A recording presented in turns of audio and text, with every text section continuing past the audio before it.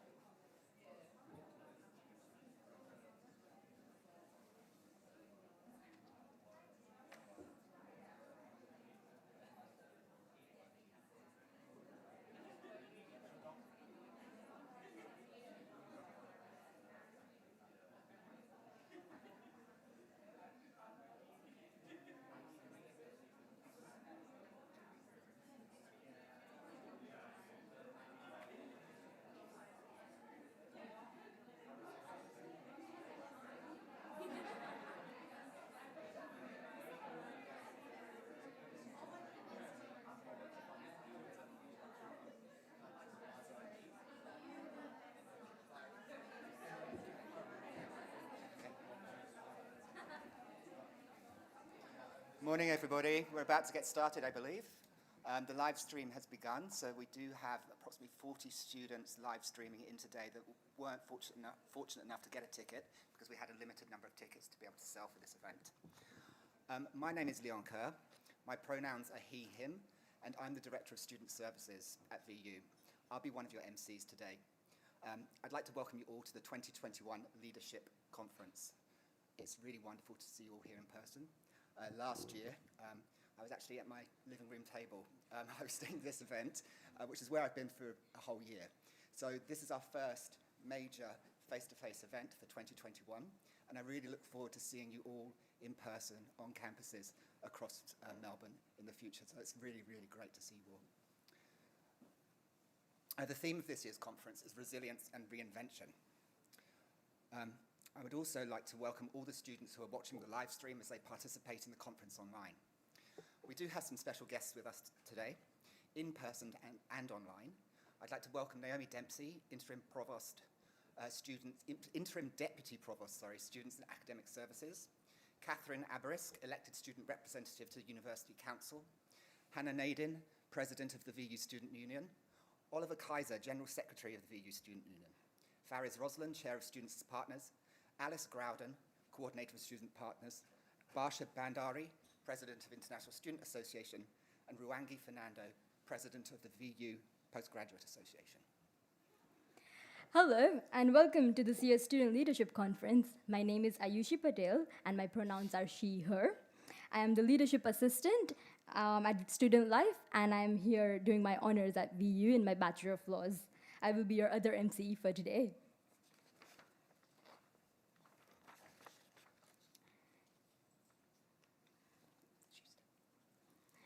Today's event offers a variety of interactive workshops and keynote presentations that will assist you in developing your leadership style for the future, and I hope you're all excited as much as I am.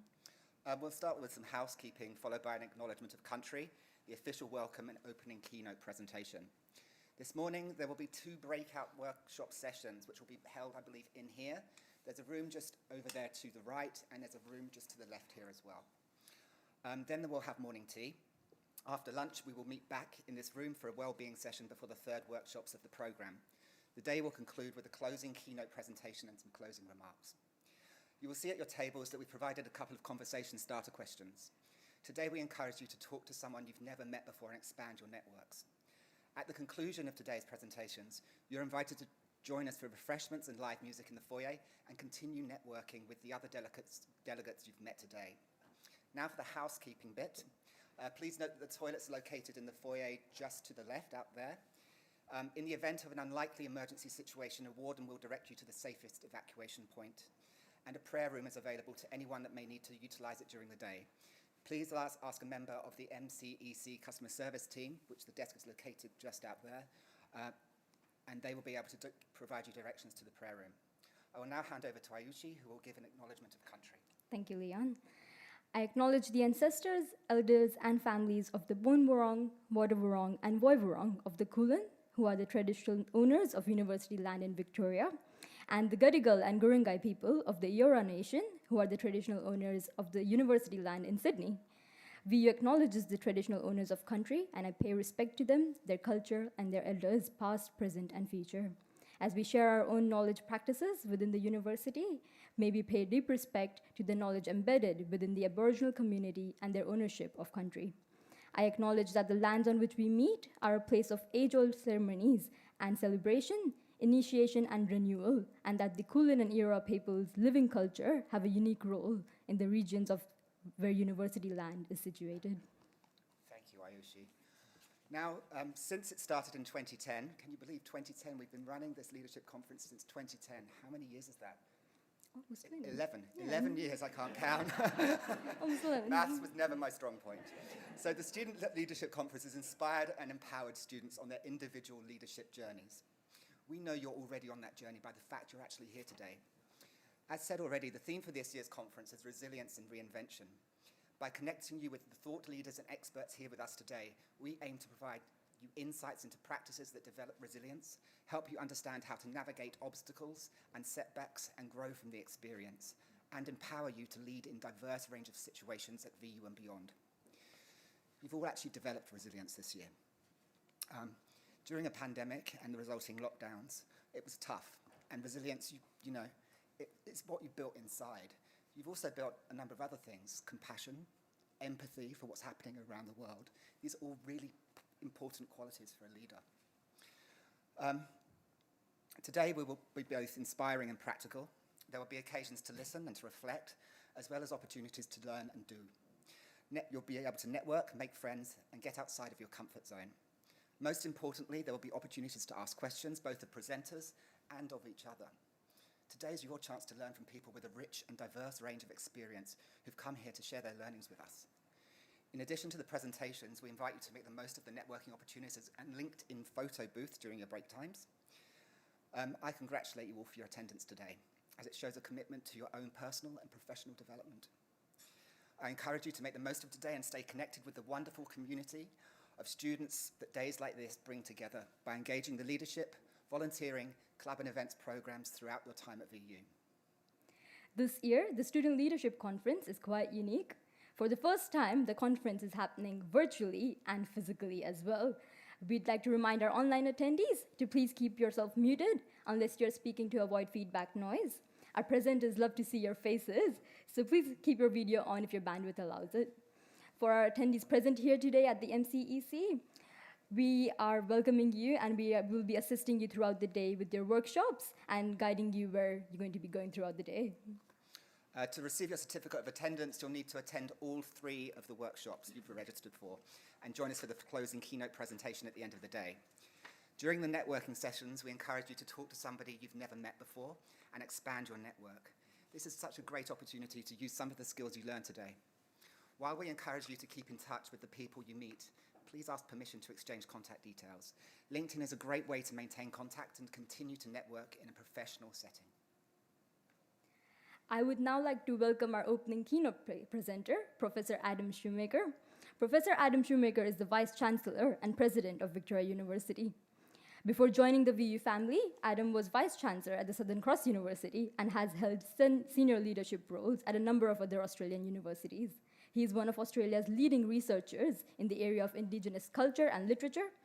He has a compelling vision for VU and the future of VU, with the goal to make VU the best dual-sector university in the world. Adam is excited to lead VU as we innovate and sharpen a progressive way of learning to ensure that our graduates are ready to make a contribution to the workforce, whether it is around the corner or around the world. Please join me in welcoming Adam.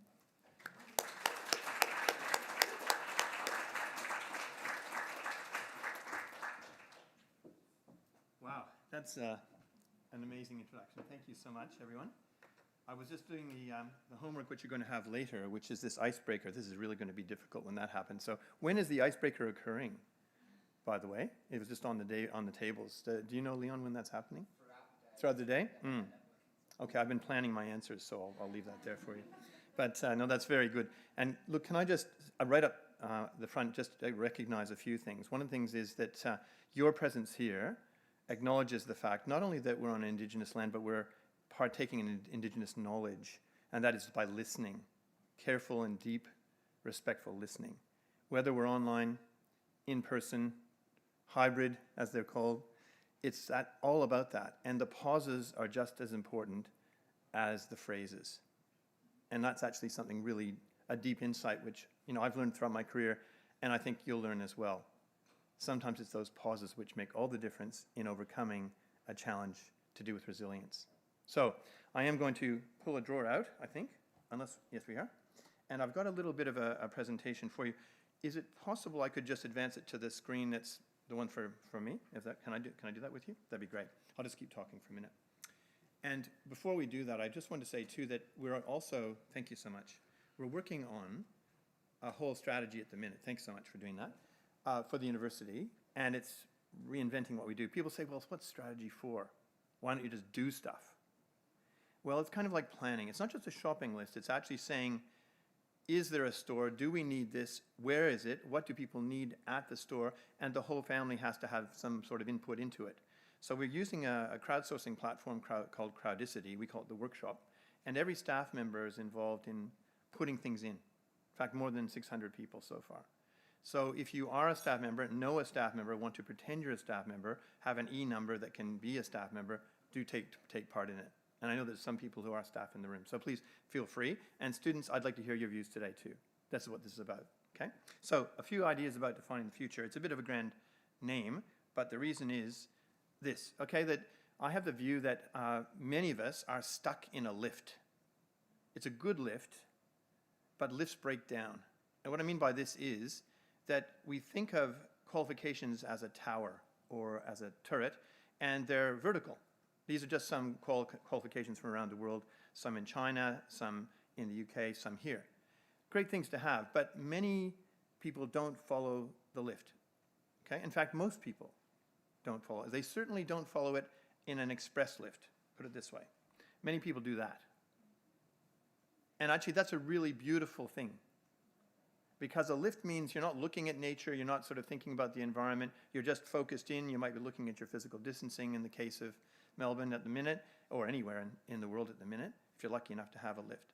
But this is actually an image which we drew, and I brought down from the northern rivers of New South Wales, just to show you what the country looks like there. But it also is a symbol for careers. They flow and they continue, but you can't actually see the end of the river.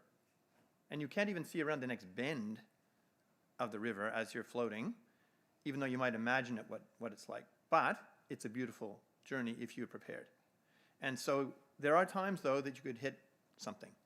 The water level's too low, or there's an obstacle. That's what we're talking about today, is both the fact that the meander and what you do about it. That's my theme. It's a good thing. It's not a bad thing, because not everyone matures or hits their stride or ignites in their lives and their careers at the same age or stage. It's just a fiction. I used to be the chair of something called the Victorian Curriculum and Assessment Authority. Of course, that runs about 47,000 exams, drives fear into the hearts of most people at the age of 17 in this state. And we tried to make it less fearful. We tried to involve more things like VCAL, vet in schools was a big project at that time. But it was also about the fact that we knew it was only just one measure, a proxy. It's not the same as knowledge, and it's not the same as careers. It's a proxy at a point in time. So I actually believe, and one of the reasons I came to this, this university is I believe there are many other routes and patterns that are just as important. And if you look at the end result, most people don't say, if you even asked, people in Parliament, for example, were they all topping their classes in the VCE? No. Okay? Or any profession. Okay? It doesn't always work that way, and there's a lot of pressure if you do. Okay? So I'm just saying it's a good thing, it's a great thing to be wonderful and to study hard, but it's not the only measure. Okay, so I actually believe it's this too. We spoke before about, and thank you for talking about the fact this is simultaneous, and I'm not sure what direction to look at for the people who are on the screen, but if you're there, hello, thank you for being part of this. And I understand there's even someone from Saudi Arabia part of this. Welcome to you. And 3 of our students in Sydney, a sincere welcome to you as well in Aora country. So what I'm saying, though, is it isn't just hierarchical. People think that organizations are all about who you report to. Yes, but often they're a matrix. This shows you that, right? That relationships are like that. LinkedIn is not hierarchical. It's a matrix. It's very It's almost egalitarian. As soon as you actually are connecting with someone, you have a voice, okay? You have an equal voice. There's a great leveling and egalitarian impulse to much of technology. Hence what I said before about using that platform we call the workshop. Medela Crowdicity is its brand name, because everybody has a voice. And you can hear them, you can debate as what we call the collegium. It's a Latin word, but that's where college comes from. But collegium is like the group of people who respect each other and learn together. Okay, and that's what we're about at a university and in a polytechnic together. And I'm going to talk to you what I mean about the poly and why that's so powerful too, because that is a big, big part of this mix. So if you agree that the digital world is that sort of egalitarian impulse, you've got to make sure people have access to it. So the non-egalitarian part is not having access to broadband or technology. And around the world, that's still the case. We are incredibly lucky to have such broad access here. Okay? But where we don't, we want to make it better, and we also want to make it better for those who in other countries do not. So if you think about it, this nation has, and this country has, and this university has the longest and strongest relationship with, say, Timor-Leste. Okay? And you may not know this, but the Chancellor, Steve Bracks, AC, has traveled to Timor-Leste more than 50 times. He's actually someone who's very involved in the independence movement and following that through. Many other VU staff and students as well. And there's been more than 180 graduates from that country. But that nation still has very rudimentary broadband. In fact, you'd call it narrowband. It just is incredibly difficult. And so at the moment, as we're speaking, there's discussions about a subterranean cable to link this nation and that nation. That will be a game changer for Timor-Leste. And it would mean that skills in the Polytechnic, for example, or schools in the west of Melbourne, or higher ed in our university, could be entertained and studied at the same time in real space with people in that country. That's a fantastic thing. That's what I'm talking about here, okay? So then getting back to this very simple equation. How many of you have done mathematics? I hope most. At some stage. I was okay in math. It wasn't my best subject, but I persisted. I really worked hard on it. I did physics and math up to the end of, well, we had, believe it or not, in Ontario, we had 13 years of high school. Why? I do not know. But we did. So I had an extra year. And in that final year, I did a course which I never forgot. It's fantastic, and I highly recommend it if you haven't done something like this, which is called Practical Applications of Mathematics. Because I'd done all the trigonometry and algebra and all that kind of stuff, which I use sometimes. But that one I use all the time. And it was, in fact, a really great skills-based course on how real estate works, and how the stock market works, and how banking works, and all of these financial things that I had no idea, and just what put and call options were, all these things. It was really, really interesting, right? And frankly, the basics of that I've used all the time, how to read a balance sheet, that kind of thing. It's really interesting that we don't often teach just the skills in that point in time you need them. And then it was ideal. Another great one was typing at the time, touch typing, and like people just learn that now. But in those days, it wasn't taught. And if you're doing a PhD, believe me, it comes in incredibly handy. I'll tell you that's a different story. But why this equation? Because of this, okay? This is what I believe. So if you think it's about the Polytechnic and about the university as one thing, So essential knowledge is what I believe you need for a career as you perceive it. Professional knowledge is what might be required to practice, whether it's plumbing or electrotechnology or engineering or finance or psychology. There are standards out there that people have set, and you must get them to practice, okay? You can't just sort of set up shop. In the gold rush days in this state, people used to just put a shingle up around the mines and say they were a doctor. Good luck. Some of them were good, some of them not. But in those days, you could get away with it, not now. Like, society is very aware of qualifications, okay? But put that together, the skills, and that you get something special. So I've just done a little bit of a mock-up of some degrees that could exist. They don't always exist, and they may not yet. But just think about it as kind of the vet or polytechnic sector working together with the university at the same time and space concurrently to enhance both. VU could do that. No one else that I can see can. So it's a great thing. So at that stage, when you just have that little extra thing you need, to, for that dream job, it might be just something that's in the Polytechnic right now, and vice versa. Okay, so that's just an example. Another one, in nursing, many, many, many people. We have fantastic nursing graduates, I know. I've met many of them. And one of the biggest challenges in hospitals, we talk about it all the time, is technology and digital health. Do we actually have a module around that tells you how to use, look at all the things we're doing with COVID. The vaccination center is right there. It's all about tech, record keeping, and if you make a mistake on that, lives can be lost, right? It's very important. So having the greatest skills in terms of anatomy and physiology and patient care, and of course, the chemistry of medicines, yes, but this too. So it's almost like I'm thinking that kind of diploma of health technologies could be applicable to a whole range of degrees. Really widespread and a great thing to initiate, and it could be online. Okay, so that's an example. Here's one from the previous place where I worked. Okay, we had forestry. The only undergraduate forestry degree in Australia was at Southern Cross. The only postgraduate ones are at ANU in Melbourne. And of course, old growth forests were 20 minutes from the campus. The rainforest, it was a rainforest campus.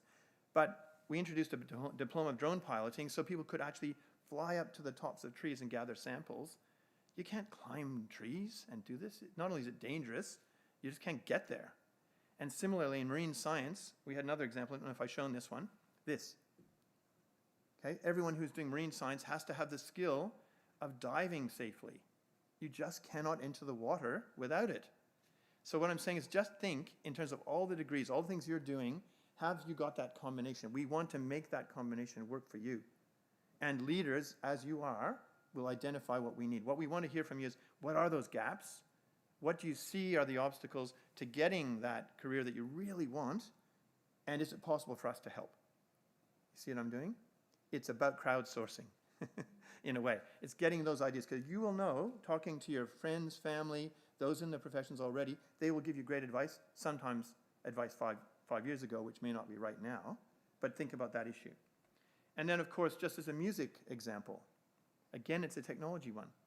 Soundboard, sound mixing, being able to stream live, as we're doing now. Can everyone just do that, just like that? We have dedicated professions. The person who just came up and helped me now is a professional expert in sound and audiovisual design, okay? Now, that's essential for this job, but it's also essential for anyone who's going to perform online. And during COVID, that was the only way you could. So imagine just how important that would have been for anyone to survive. And we're not through the pandemic. If there's anyone in the room who either has connections with or antecedents from or family in India, I want to express our absolute solidarity with you at the minute. We've just sent out something from the Chancellor and me on this. It's absolutely diabolical, and we are doing everything we can as a university, including, fundraising and crowdsourcing and effort. But I just want to indicate we're not through this yet. And it's together we will get through it. But it really matters to work together. So what I'm arguing for this is simply that horizontal design, not the vertical, the horizontal matters. It's about bridging. It's about teams, as it's called in the management textbooks. But you can overdo that because there's still going to be individual counseling sessions. It's not really a team, but there's lots of things like that. But the horizontality of it, to make that word up, doesn't exist, okay, is egalitarian in impulse as well. It's kind of democratic in impulse. I like that because it speaks to the kind of place we are and the kind of place that Melbourne is, and especially Western Melbourne and the VU family, as you called it. It's very respectful. And it's also practical and pragmatic as far as careers are concerned. Have a look. This is also the theme, which you get from a group of elders in a yarning circle. Have any of you ever been involved in something called a yarning circle? Do you know what I mean? Okay. I'll just explain it briefly, and then we'll go to questions after that. So if you have an issue in Indigenous communities, you don't just go to one person and say, what is the answer? They'll say, have you consulted X, Y, and Z, this auntie, this uncle? And ideally, and we did this in my previous university, we're going to plan on doing it here, we had an annual meeting between the University Council and the Council of Elders in the Northern Rivers region of New South Wales. So there were 18 members of our council, and there were about 20 elders. And this joint, it's about as big as this room. We had to have a big circle. And it was chaired by an auntie who was like amazingly talented at doing this, right? And so she was, berating people for not having a good circle and this kind of thing, like you could improve the shape of your circle, and went around each person and checked in at the beginning how they were feeling, that kind of stuff. And then the issues. So I'll give you an example of something that was said. We were doing our strategy at the time then. And one of the things we had talked about was the question of caring for country. We were asking, could we use that term to reflect what we call here in other sort of language, planetary health or protecting country. And we didn't want to use it without permission. So it was a long debate for 2 hours around this circle, but whether that was an appropriate thing for an institution to try and do. And one elder got up and said, I think this is a disgrace. It's a disgrace, and it's a lie. And it's kind of set us back a bit. And we said, well, Uncle, what's the issue? And he said, well, in your document, you said that we were in the central coast of New South Wales. Everyone knows. This is called the Coffs Coast. It's a lie, right? There had just been one mistake in the document that was to do with geography, but it was a big deal. So we corrected. We said, well, we can correct this. This is just a draft. And then he said, that's another lie. It doesn't say draft. So anyway, we fixed both those things. And then the next day, this very same elder came to a meeting with a whole other group of politicians and was praising the university for listening. Okay? So what I'm getting at is that whole point. And here's a couple of things we could be. I've just gone on that Indigenous theme for a minute. But also, these connect. We talked about technology. We talked about Indigenous futures. Don't think that past and present and future isn't linked. There's incredible power in putting them together and incredible knowledge to be gained from applying, with permission, traditional knowledge in technology as well and in the future. So it's something which is embracing together. So I'm going to just stop by saying I have lots of things I could say, lots of things I'd like to say, but I'd like to hear what you would ask, and that might spark those aspects. But together, we're going to do it. Thank you so much. Look forward to it.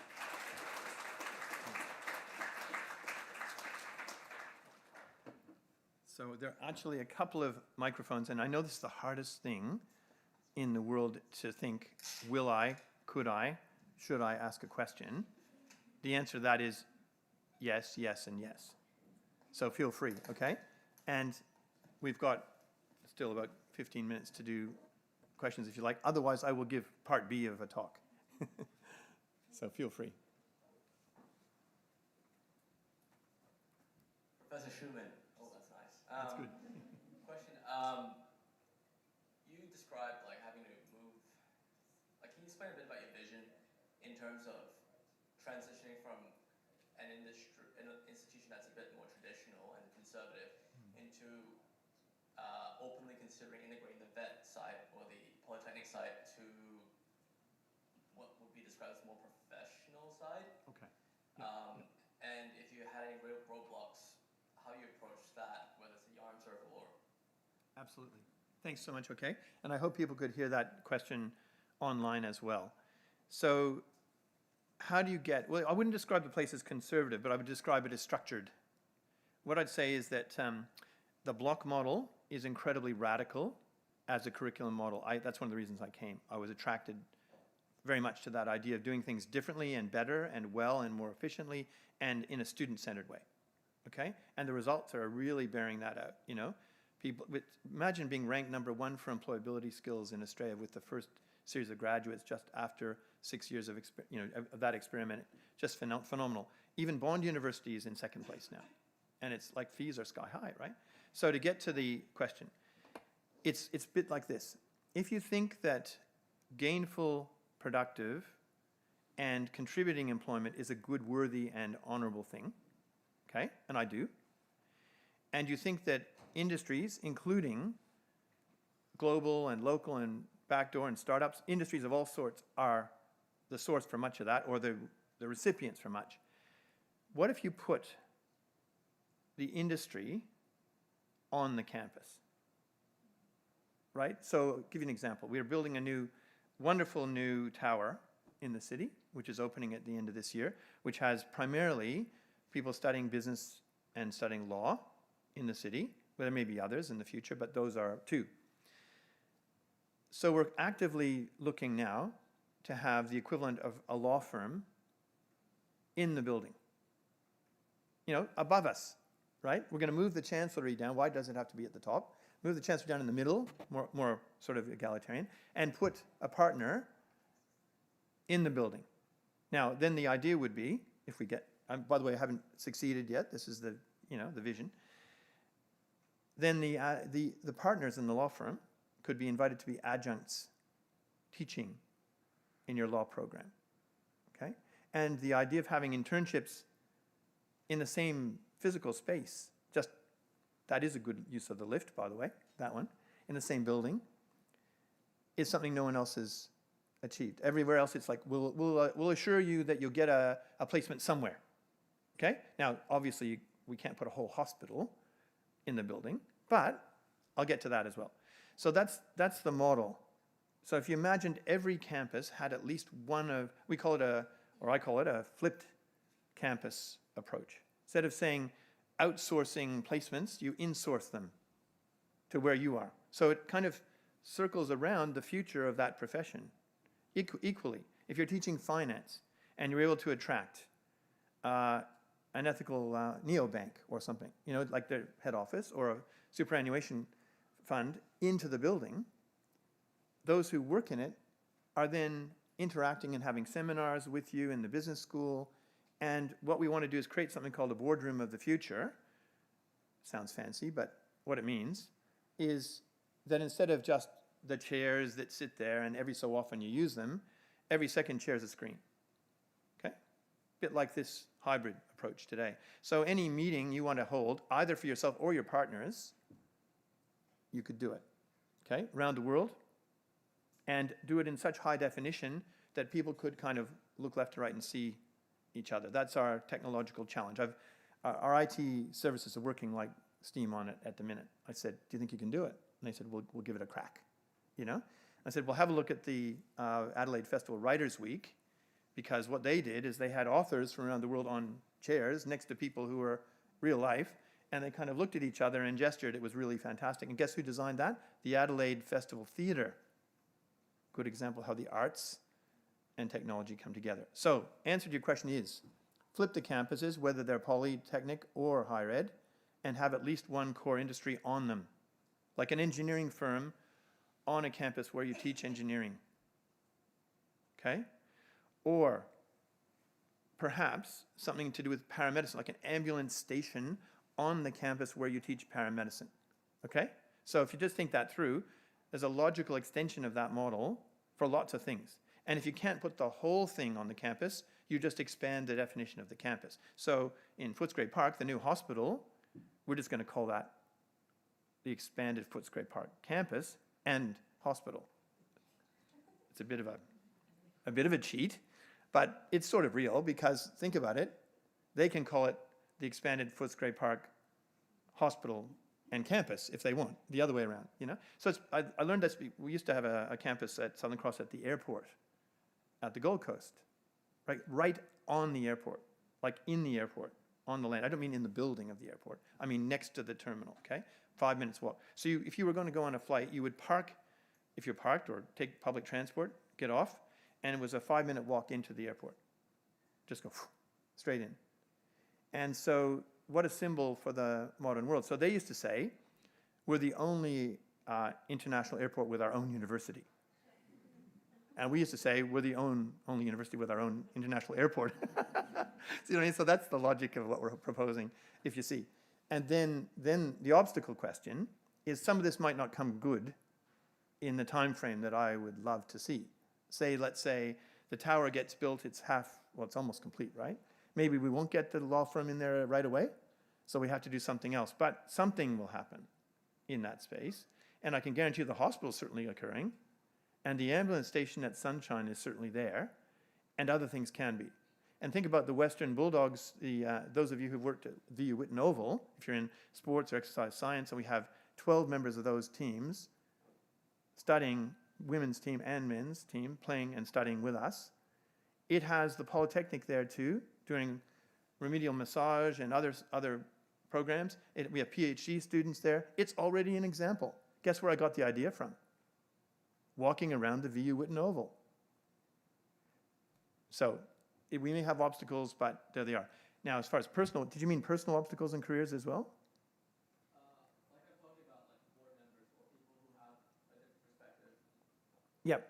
Like you've got to share your vision. Yep. And you've got to liaise with different stakeholders. And Yep.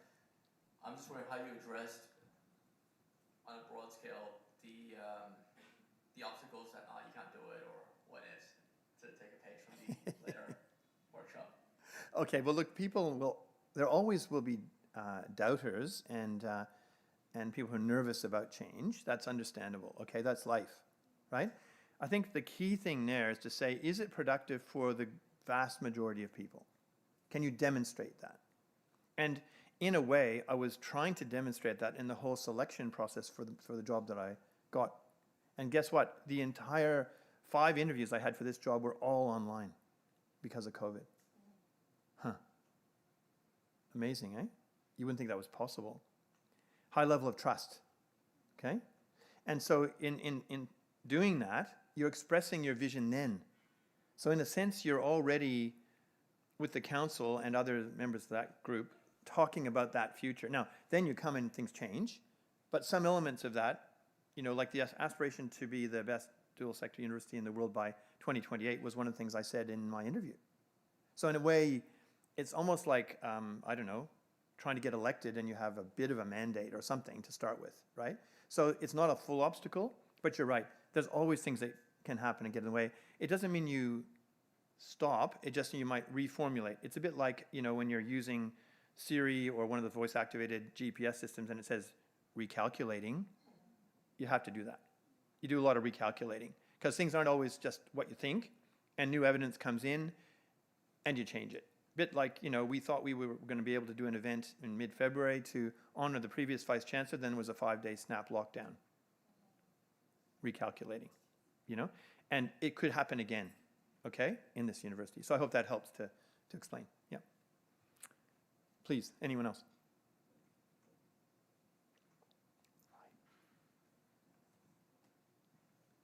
G'day, how are you? Hello, Alvin. Hi. So my question was a bit less broad for you. Yep. In terms of the dual sector degrees Yep. that you had at the previous university and that you envisioned for VU, would they be running concurrently, or would they be running one after each other, or would it be an instant like with our Diploma of Nursing going into the Bachelor of Nursing where you get a year's credit? How would that work? Okay, good. That's it's a very important pragmatic question. It could be both, okay? Because I don't think you could the ideal would be concurrent, but then you've got to deal with the affordability and time that people have, right? Because many people are choosing to study the block because they're in paid employment or part-time employment, or they have to work and study. So you can't load it up too much, but you could what they call interpolate it. So you could have a block, and then another block in, block 3 or 4 might be the diploma. So in other words, it's not exactly concurrent, but it's in the train, okay? Not just a pathway. So I think everyone else talks about pathways. You do this, then you do that, and then you get credit, okay?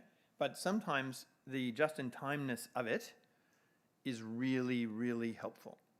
It's like you learn this from studying IT, that when you get to a problem with, programming or even using, IT programs, you don't want to just wait till, Monday and have a class on solving problems in IT. You need to find a way to solve it then, okay? So in a way, that analogy is, let's figure out a bit more of that just-in-timeness for our programs. Now, there's always going to be timetabling issues and days of the week issues and staff and all that. You can't exhaust people, that kind of thing. But just the impulse being towards this and that, rather than this, then that, is what we're trying to do, okay? And I think it's entirely possible for accreditation reasons to have that too. Yeah. Thank you. Thank you. Does that mean that the degrees that we're doing will be extended, so they might be a bit longer? So instead of a 3-year degree, so say we were being marine biologists, like I suggest, we're going to learn to dive while we're doing our degree?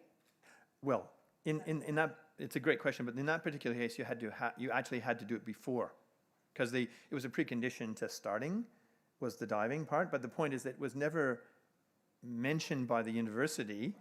It was provided by an extra provider like an RTO outside the university, which was kind of messy. Whereas here we could do these things ourselves under one roof and more efficiently. So I don't think it means you extend a degree. I think it makes you increase your employability. So Yeah. you're suggesting that we make our degrees more practical? Like why doesn't the marine biology degree have diving in it already? Well, just having two wings, having two wings. So I guess what I'm saying is that the deep knowledge that's there in degrees, I love it, but you have to, the world is changing so fast. What's the translation of that to the world of application? Give you an example. Who would have thought that there was a profession called contact tracing until last year? Okay? So sometimes you have to just create things fast and just in time, and that was all done internally to the public service training in that area, right? Imagine if a university was able to go, we have that skill. See my point? Yeah. So it doesn't mean, more work. It's working smarter, not harder, in my view. Yeah. I think there's a person over here as well. Yeah. That's great. Hi, I'm here. Oh, sorry, you're next. Sorry, I got the wrong order. You go first, whoever's ready. Yeah. Go ahead. Oh, okay. That's okay. Yeah. I'm just wondering who you would. My name's Noor. I work at BU staff member, and I studied psychology. And there's so much feedback I could give on how that course could have been changed. But I guess I'm just wondering who would you be consulting with to design the combined courses? Okay. Yeah. Because as a professional, there's so much feedback I could give as to how to make the psychology degree more efficient and just wondering who you would consult. Well, look, I'll tell you the exact timeline and process to be super clear. So when we are talking about our strategy at the minute, it doesn't get down to the course design level yet. Our big strategy at the minute is things like, do we agree that we want to be the best dual sector university in the world by a certain date? Do we agree that we have certain values that we espouse? Like, for example, we care and we act, or something like that. It's like to do with the orientation of the university first. It's inclusivity, for example, or it's respect for Indigenous culture. Once we get that, then you start to talk about year 1, year 3, and year 7 over time. So it's stage-gated. Because you can do a lot in 12 months, but not everything. You can do a lot more in the period of a degree, which is average is 3 years. And 7 is the length of time of our operating license with the regulator called TEXA. So we're trying to do that for everybody to say, let's think in a 1-year, a 3-year, and a 7-year time frame once council endorses this. But first, we have to get the vision approved, the strategy under it approved, and then the stage gating. Part 4 would be the redesign. Okay, so it kind of goes in that way. So it's like designing an electric vehicle. You've got to have a concept, then you've got to have the technology to do it. You've got to have agreement that this is actually something which the world would need and would get, and then you do the actual launch of the product. Yeah, thank you. It's a great question. Hi, I just had a question on a student side. So I've just transferred to VU purely because you have such great internships. Great. And it's really exciting to see the law firm inside Beauty Tower. But I just had a question on how are students going to be participating in this stage? Is the union going to be consulted? Is it the student life ambassadors? The students on the council? How are students going to be involved in this process? Yeah, that's a super question. In addition to today, which is part of the process, let's face it, I like to, any chance I get to talk with students is what we would do. Of course, as you say, there are student members of council heavily involved, and there's others, members of student government here present, heavily involved, and we've been, talking about things all the way through. But if there's more to do, I'm open to listening to what that could be, okay? Because we don't want to, the whole point is to do it with and in collaboration with and for students, but the attempt to do this is to see what could work better for people who are studying, okay? So by no means is it a foregone conclusion that, we'll talk about students later after we finish the job. It's actually part of the job, and today is part of the job too, okay?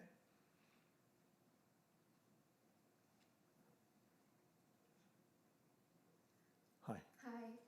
So looking at this dual program from international student perspective, Yeah.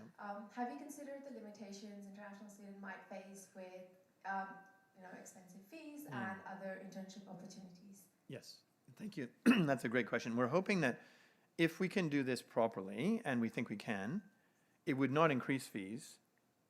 It would not increase fees. It would actually accelerate. You could accelerate if you wanted.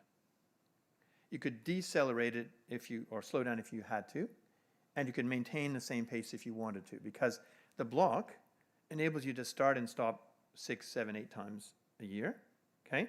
So you can just imagine if you were a place that only had 2 semesters, you couldn't do this. It just wouldn't work. But with the kind of options, it can be done.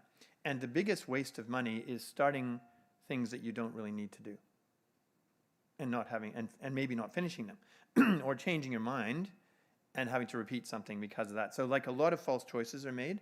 So I think getting the advice to people for this model really works, and here's how and why, whether you're an international student or a domestic student. To me, I was an international student, okay, when I came to this country, yeah. Sort of had one bag on my back. And so I remember financing was hard. Like, I was always struggling to, make ends meet. And I did all sorts of jobs, manual laboring, gardening, house sitting, tutoring, all these things. I was doing a PhD. And so I know, you're always scrabbling around to try and get enough money. But what I found is by talking with people, in those days LinkedIn didn't exist, but people have very good advice about how you can optimize your careers. Oh, did you know that this group existed? Did you know that you can actually apply for advanced standing in something? Like just knowing what's there, most people don't know. We've got to get out that information. That's why this wonderful work, everyone in this room who's on the staff, okay, Shannon, Leon, everybody, big team, their number one game and aim in life is to say, what could we do better with students and for students? So I guarantee you this, we're not aiming to raise fees to cover this. We're trying to have more students, but not more money per student, if I can put it that way. Yeah. Thank you. Yeah. I think that might have been the last question. Oh, do you want just one behind you, maybe? Is it not too rude? Is it okay? Just one more? With a quick answer. I'll try. Yeah, sorry, I'll be quick. Hi, I'm a Bachelor of Education Hi. student, and the reason I'm going into it is because I have a passion for, Yeah. The students that Yeah. are exceptional but can't necessarily show that in an academic way. Yep. I'm the same. I moved to VU because of the way that you guys are moving in the future. How do you see becoming the top dual sector university? If that is the aim, how do you see the pathways for future students wanting to come to the university? Is it going to be the same as Melbourne and Monash, where you raise your ATARs to something crazy, or are you going to, create more pathways so those students that are exceptional in different ways have an opportunity to access this awesome? Beautiful. It's a great question. So look, happily, it's something we think about a lot. Excuse me, I'll tell you an example. Excuse me. We only just this week were talking about the early childhood education issue. You know how they're expanding to 3-year-old kinder in this state and all that, and the jobs that are being created. So, put simply, education is like such a core thing. And we have, and you may know this, 70 schools in the west of Melbourne that we work with under something called the Avid Program. Do you know what I mean? What that is? AVID. Look it up. Avid. It's a great acronym. It's one of the biggest in the world. It was North American founded. Excuse me.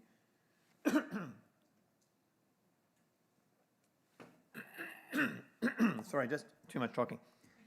And it was actually, the whole idea is to build capacity. Okay? Build capacity where capacity may not have been thought needed in the past. It's not a deficit model at all. And that is so, so important. And that is something I was saying before from the beginning. None of this is about weakness. It's all about advantage and strengths that just haven't been discovered.